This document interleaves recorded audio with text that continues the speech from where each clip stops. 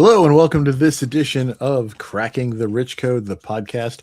I'm your host, John Verrigo, and once again, I bring you a very, very special guest.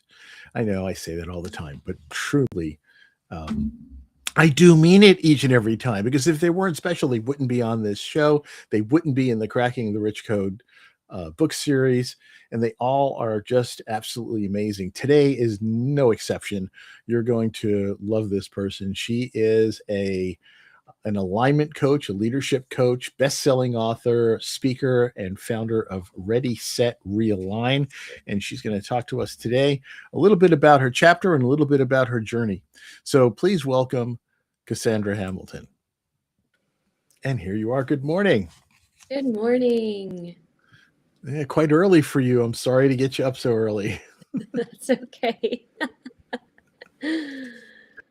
You know, I actually was never a morning person myself, and I joined the military with the intent of trying to train my body to get up in the morning. That is like the best health and wellness strategy.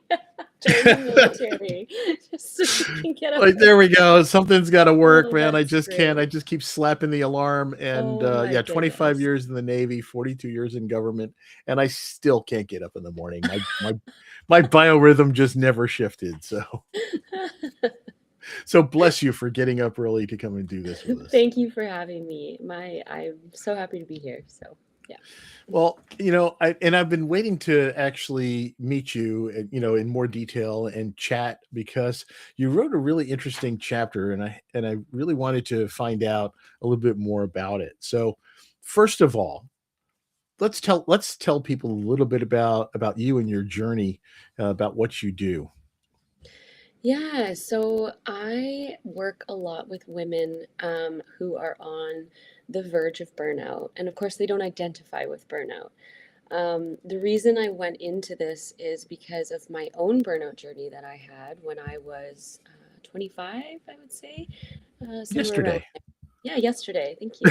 Um, and, I have always been a high achiever, and I had this experience when I was young. I was in India with my family, and I saw health disparities that I didn't understand. Why were people walking around with leprosy or scurvy? These are preventable diseases. And so the stark difference that I saw between health conditions in India versus Canada, I came home and I was just super motivated to start bridging those gaps. So that really led me to pursue a career in medicine because I thought that was, the path. And I've always wanted to do something in the healing field or like health field. So I pursued that with a passion, and I, climbed the ladder, did what I needed to do, got to a government job in downtown Vancouver, and I had the apartment. Everything was great. And then I lost three family members, my dog, my relationship ended, and um, I had a falling out with the only couple people I knew in the city. And this all happened within 3 months. Oh, wow. So, yeah, so on the outside, everything looked amazing on paper. Social media, told a different story, obviously. And on the inside, I was just like crumbling. And one day I got home from work and I just fell on the floor and I literally, like I said out loud, I give up, like this is too much. And at that point, I recognized it was like my nervous system was just so overloaded and I didn't know what to do about it. I tried talk therapy, it wasn't working, or did, but like only to a certain extent. And I still had this like really empty feeling inside. And I was anxious all the time. And so I went through my own process of coming out of that state. And over time, over the last 10 years, I have reflected on that and journaled about it. And ultimately, that became my first book, The Magic of Realigning from the Inside Out. Because what I recognized is there were four distinct stages that I went through. And so I thought if I could share this with other people, maybe it could help them get through this faster with support. So that's exactly why I do what I do. For a long time, I was working in a government job as well. I know you worked in government. I worked with Doctors of BC, and I was working on quality improvement in patient care. But that it was such slow work. Like we recycled language a lot, but we didn't really like make progress, you know? And so I went off on my own and became a consultant, worked with Indigenous communities across Canada for the last 10 years to bridge gaps in digital health systems because a lot of communities are remote with not Yeah. a lot of access to anything. So a lot of them are on paper, right? Like still documenting on paper. And you can imagine that those things get lost, fragmented, duplicated, what have you.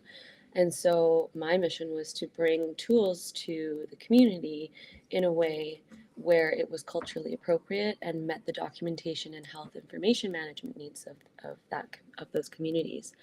Um, and I love that work. I love working with people to adopt new things in a way that feels appropriate and responsible for what their needs are. I love meeting people where they're at, so to speak. And so over time, I was like, okay, it's nice working in that health environment and with organizations. But I decided I wanted to work one on one with people and in groups, and specifically with the caregivers that I was seeing in my work that were burning out. So if we don't support the supporters and they're burning out, like Yeah. where are we going with our future of, health and wellness in our communities? So that's why I do what I do. And my biggest, thing that I think of every day, my why is to create positive ripple effects from the inside out because a lot of us reach externally to try to pull those things in and achieve, but you don't have a sustainable way of supporting in that sense, right? And a lot of women are externally motivated. We're like, hey, like I want to be of service, but we forget to take care of ourselves. And so Yes. this really reframes that and starts to Happens look at, with men okay, too, by the way. yeah, I'm sure. I know. I know. Okay, I Just want to acknowledge that. Absolutely. Uh, I can only speak from my maybe it's because I'm in experience. touch with my feminine side. My wife says. And I do actually have a few men, like male clients, but my focus is on Yeah. supporting women because there's just so many more women in healthcare trying to, that is changing. But um, yeah, from my experience, I want to share with people who could resonate more with my story. But I'm open to working with men too. I'm just talking about the whole burnout thing and relying on external, validation and all of that stuff. Um, Hmm. I think so many people in our society we're kind of taught to be that way. Oh my It gosh, really yeah. is. Yeah, there's a lot of social pressure and also many people that are high achievers, they don't identify with the word burnout because they value the productivity and the output and all the things, right? And then we're validated by our parents, by our teachers, by society at large. So, how do you then say, okay, but like I did all the things and I'm here and I don't feel great on the inside. So yeah, that's a really good indication that someone could come and work with me because I've been there. Hmm. Yeah, certainly understand. We know about the pressures that are out there in society, and especially, since the advent of social media, how that has, people go and they put on their masks like you did. You even said, sure, social media reflected that everything was great, but inside, there was a whole other thing going on. Well, I'm so glad Absolutely. that you kind of found this path and that you're now sharing it. I think most people who wind up in coaching, it's because they have uh, seen a need out there that they need to fill, even for themselves, even if it's only reflecting their own journey, what they went through themselves, and they say, "Hey, I don't want other people to go through this." It's kind of like what I do now. The same thing. I was a bullied kid in school, and I said, "No one should ever be made to feel the way I feel. No one should ever how I was made to feel. Nobody should feel like they're less than others." And so that's how we get into what we do. And I think there's more good in the world than there is evil. We just hear about all the bad stuff on the news and all that all the time. But if you really get down to it on a human to human level, there's more people out there that are big hearted and want to help others. Oh, definitely. And I think that when we feel safe enough to do that, like when our nervous system is safe, um, then we can let that guard down and start releasing the fear and coming back to a place of what I call alignment or fulfillment within yourself, and share from the heart space, right? Because that's our real brain. Yeah, that's the healing journey. Yeah. It really is. So tell me about some of the things that have happened in your journey. Some of the things that were like wow moments and all of that. What kind of helped you move along Yeah. into where you are now? So my first moment happened when I was 5, which I think I shared already with the group. But I had this recurring dream, like an actual dream, where I would hold my hands up and there'd be light going between my hands and another person without touching them, just, holding my hands up. And they would get better, or they would heal, or they would appear lighter. And I didn't understand how to translate that dream to real life mission for a long time. And then I discovered something called bioenergy healing. And during the period of time when I was going through my burnout in my 20s, I had a session that just transformed everything for me, because I am a huge advocate of like science and, like practical, like logical things in the world and counseling. And so I didn't understand why with this energy session, something just like brought me literally to like again to my knees, because I was like, what is happening? I could feel all this energy moving. And so that was an aha moment for me. And I had this moment during the session where I was like, oh my gosh, this is what happened when I was 5. Like she's doing a similar thing with me. Um, so it was full circle kind of. And then I was like, hey, I'm on the right path. I'm on the right path. I really trust my intuition when those things happen. And then um, yeah, like when I got to a point where I wanted to make a change, there was an opportunity to do contract work. Um, so I've taken a bit of like twisting and turning to figure out what it is that I want to do, and I believe wholeheartedly that all the skills I've cultivated over the years like have allowed me to hold space and be this facilitator of change for other people, and I just love it so much. So I don't know if I fully answered your question, but that was the biggest moment for me, like genuinely, is when I was 5, and that vision has guided me throughout my journey. And then my moment in India too, when I was like, oh my gosh, what is happening here? This is so unfair. Yeah. Yeah, And how old are you when you went to India? 13. 13. So I was impressionable. Well, it's really amazing. I have found that in our youth, when we're kind of more open and receptive to what's going on with others, when we get older, we kind of focus on ourselves. But Yeah. when we're younger in these impressionable years, that's when we start to realize, kind of the unfairness in the world with uh, things like health and access and stuff like that. And there was actually a young boy in Baltimore who, at 8 years old, had traveled with his parents out west, and they visited some Native American reservations. And this kid noticed the poverty that was going on there. And when he got back to Baltimore, he started a charity to raise money to load up truckloads of food and clothing and supplies and take them out to the reservations. Just 8 years old, decided to do this and was very successful at it.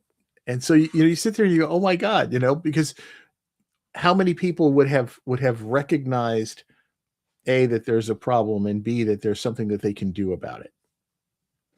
And it's just an I love amazing. those stories. Yeah, I do too. I kind of try to collect those. So your story is going to be one I collect, I think. But it's that moment when we realize that we can help in some way that really helps to guide where we go from that point forward. So Absolutely. Yeah. we're going to fast forward a little bit. By the way, for those of you just tuning in, we are speaking with the absolutely amazing Kassandra Hamilton. She is founder of Ready Set Realign. She's a coach and a speaker and a best-selling author, and not just because of the Cracking the Rich Code book. You definitely want to check out this episode. If you're tuning in late, go back and watch this from the beginning and hear her absolutely inspiring story. And so let's move on, Cassandra. Let's talk a little bit. Let's kind of fast forward to where we are now. Tell us a little bit about what Ready Set Align is all about, and how you got to writing your chapter in Cracking the Rich Code. Hmm.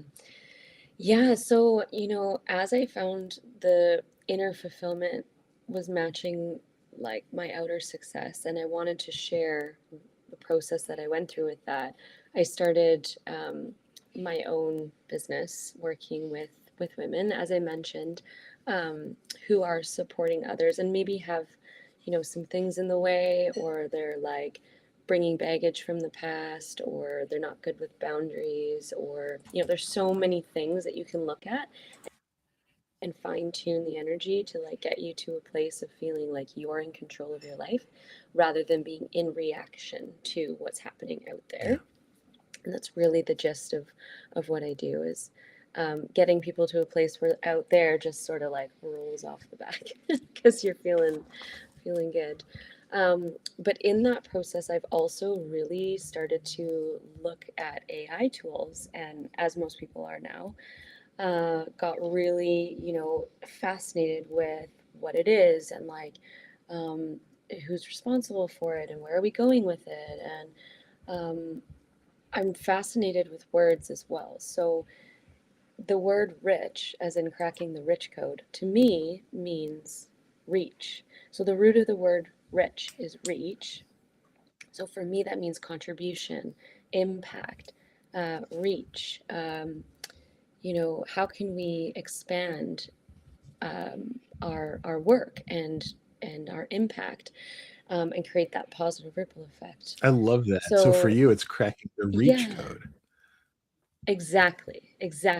And so it's a little bit funny because people will be like, well, cracking the rich code, like doesn't really seem like something like you would be in. I was like, read the subtitles, like it's or like the sub yeah, wording What a there great because point you I make, because that's what happened. I know when Jim Britt first reached out and invited me into Cracking the Rich Code, I'm like, wait a minute, isn't that for you like multimillionaire investor types? That's not me. yeah, I'm not about the bottom line dollar kind of a thing, which is probably why no. yeah. Anyway, but yeah, the same thing. And then realizing that it's not about the finances, it's not about the stuff, it's about Hmm. the richness that we have within our lives. And I love the fact that you've Absolutely. translated that to reach. Yeah, thank you. And so the chapter is really about reframing the narrative around AI um, and the fear that is there for a lot of people for the change that's going to happen, the job transitions or losses, and instead start to look at AI as a tool for reach and impact.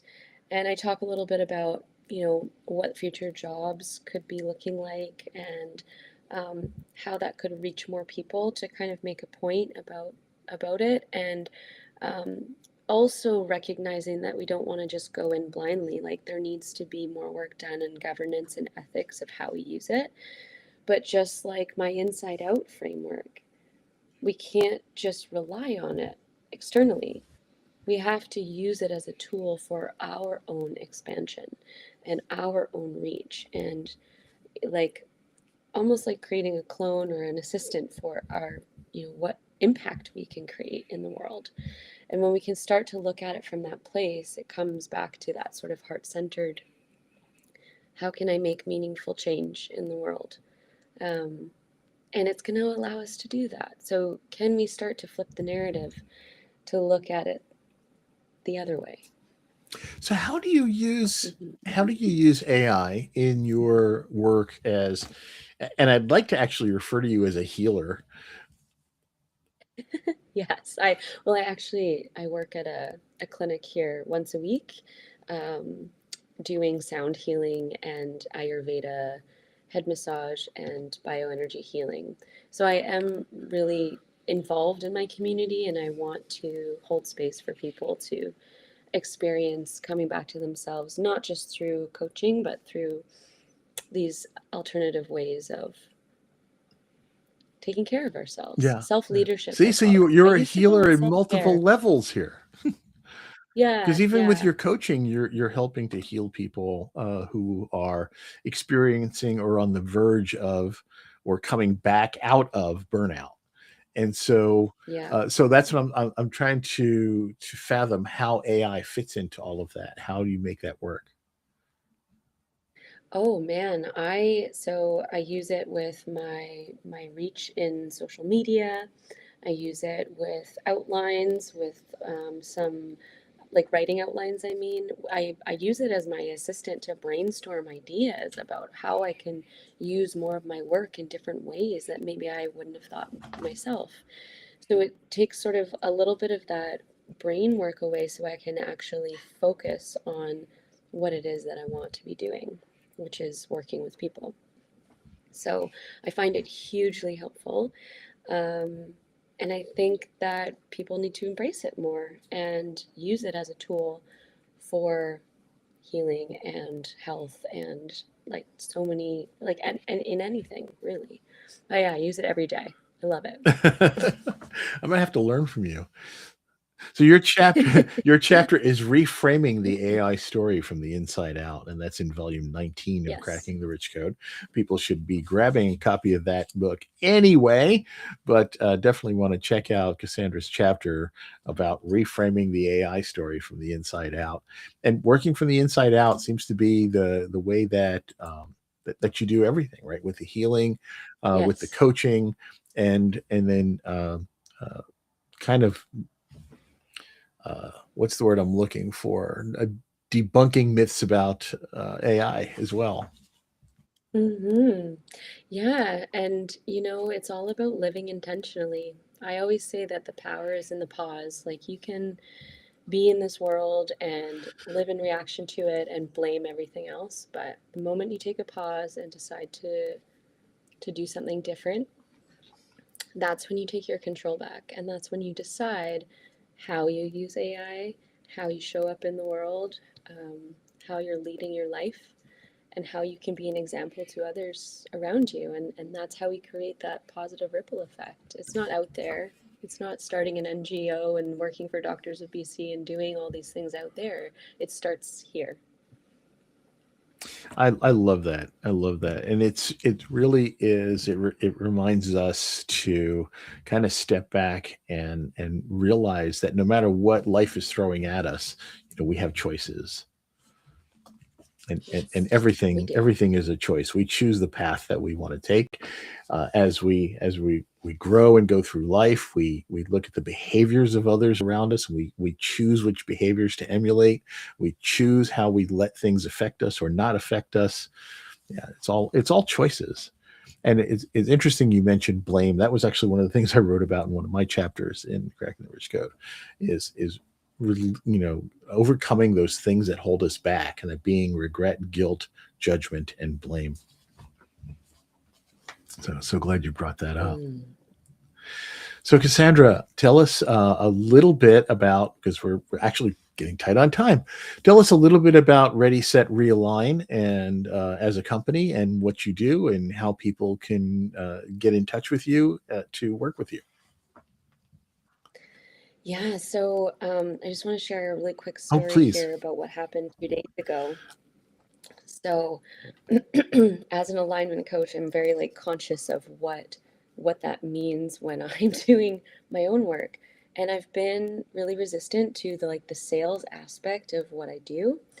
And so as many people are, I but it understand just that. felt so crunchy doing, yeah, this like outreach and like kind of like this Did like you say felt pull of crunchy? energy.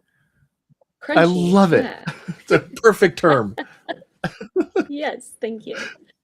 Um, and so I've been sitting with that for a while, and I had a couple, negative experiences with a sales coach, and just nothing, like everything was feeling like, yes, crunchy.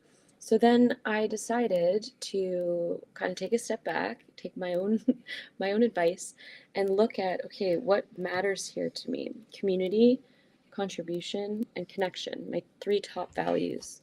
And I was like, how can I create that?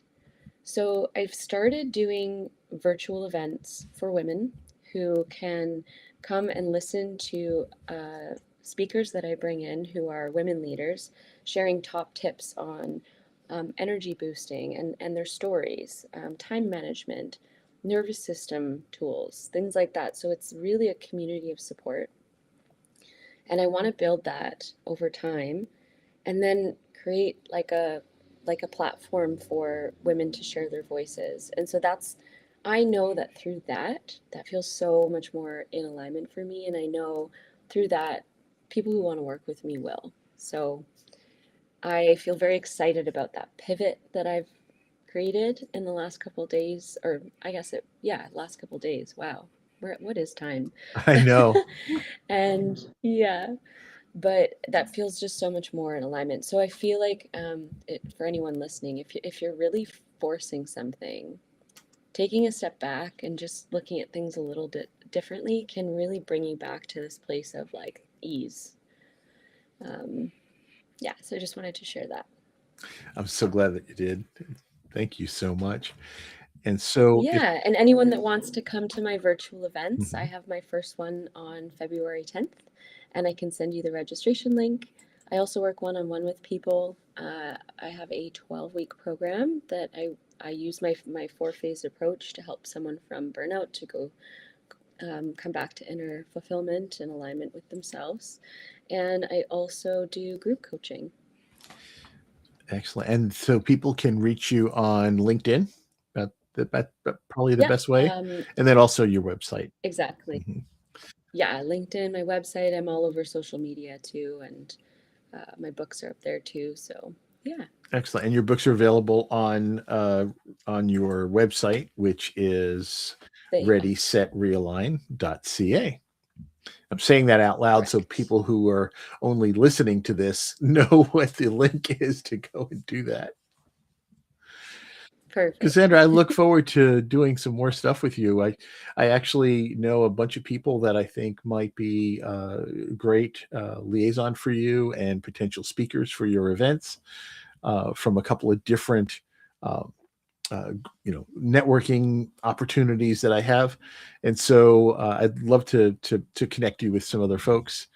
And I think that you Beautiful. will have a great impact on people that I can introduce you to as well. So I look forward to that.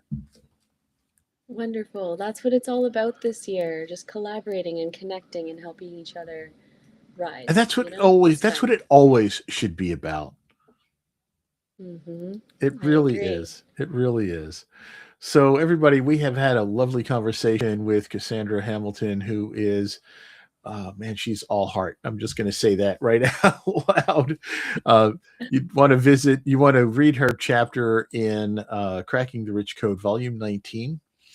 Visit her website at Ready, Set, Realign, and you can contact her through that website. Also, you can reach out on LinkedIn and find her. Cassandra is spelt with a K, by the way, the Greek way. And so definitely check her out and pick up that copy of that book so you get it. And actually, your contact information is in the book as well. That's right. So, okay. Well, thank you so much for Thank you so joining us. much for having Thank me. you for joining us, and thank you for sharing your story and your vulnerability. And I really appreciate that. And that helps people to connect and realize who it is that is behind the chapter and all of that, and understand a little bit more about where you're coming from and how you can be so much of a help. And thank you for your heart. Hmm. Thank you, John. Folks, thanks again for listening in to our conversation. We have had a great discussion with Cassandra Hamilton. Check her out in Cracking the Rich Code Volume 19. Visit her website at readysetrealign.ca. Reach out on LinkedIn and all those other ways. And tune in to our next episode of Cracking the Rich Code, where we'll have another guest. Amazing in some other completely different way. Cassandra, thank you so much for joining us. You have a great day. Take care.